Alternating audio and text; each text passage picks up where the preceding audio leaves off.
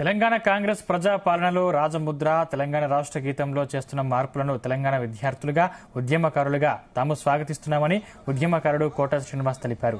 OU arts కళాశాల వద్ద విద్యార్థి నాయకులతో జరిగిన సమావేశంలో కోట శ్రీనివాస్ మాట్లాడారు. 10 ఏళ్ల బీఆర్ఎస్ పాలనలో అందరూ అణచివేతలకు గురయ్యారన్నారు. ఫోన్ ట్యాపింగ్ వ్యవహారానికి బాధ్యులైన ప్రతి ఒక్కరిపై చర్యలు తీసుకోవాలన్నారు. అంతేకాకుండా బడా నాయకులకు కాంట్రాక్టులను అప్పగించి తెలంగాణ సంపదను దోచుకున్న వారిపై చర్యలు తీసుకుంటున్న రేవంత్ రెడ్డిపై అనుచిత వ్యాఖ్యలు చేస్తున్న కేటీఆర్ ఖబర్దార్ అంటూ హెచ్చరించారు.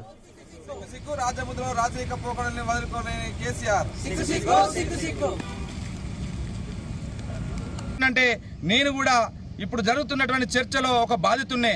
ఫోన్ ట్యాపింగ్ ఏదైతే ఉందో, ప్రభాకర్ రావు కనుసన్నల్లో జరిగినటువంటి ఫోన్ ట్యాపింగ్ ఏదైతే ఉందో, దాంట్లో ఉస్మానియా యూనివర్సిటీ విద్యార్థి ఉద్యమ నాయకుడిగా కేసీఆర్ ప్రభుత్వం చేస్తున్నటువంటి దుర్మార్గాలపైన పోరాటం చేసినందుకు, ఉద్యోగాల కోసం పోరాటం చేసినందుకు నా పైన ఊపా కేసులు నమోదు చేసి సంవత్సర కాలం జైల్లో నిర్బంధించింది.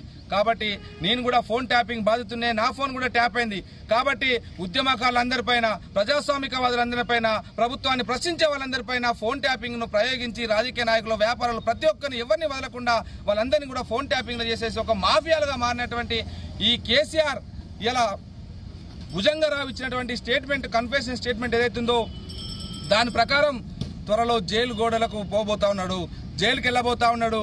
కేవలం ఒక పాటకు తన సంగీతాన్ని, మ్యూజిక్ ని ఇలా కుట్టమని మాత్రమే చెప్పడం జరిగింది. కాబట్టి అది కూడా రేవంత్ అన్న చెప్పింది అనేది లేదు.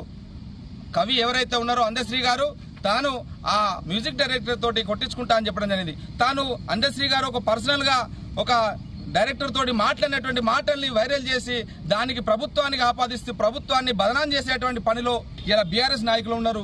మేము కూడా ఎన్నో త్యాగాలు చేసినాం. ఇలా మీకు ఎలాంటి అర్హతలు లేవు. ఎందుకంటే మీ అస్తిత్వాన్ని తెలంగాణ అనే పదాన్ని వదులుకున్నారు కాబట్టి, ఇలా మీరు బీఆర్ఎస్ పార్టీగా ఉన్నారు కాబట్టి మీకు మాట్లాడే నైతిక అర్హత కూడా లేదని ఈ సందర్భంగా హెచ్చరిస్తా ఉన్నాం. ఎట్టి పరిస్థితుల్లో ఫోన్ ట్యాపింగ్ వ్యవహారంలో ఒక అరాచక మూటలాగా మారి అందరి నుంచి డబ్బులు వసూలు చేయడమే కాదు, రాజకీయంగా లోపరుచుకొని బెదిరింపులు చేసి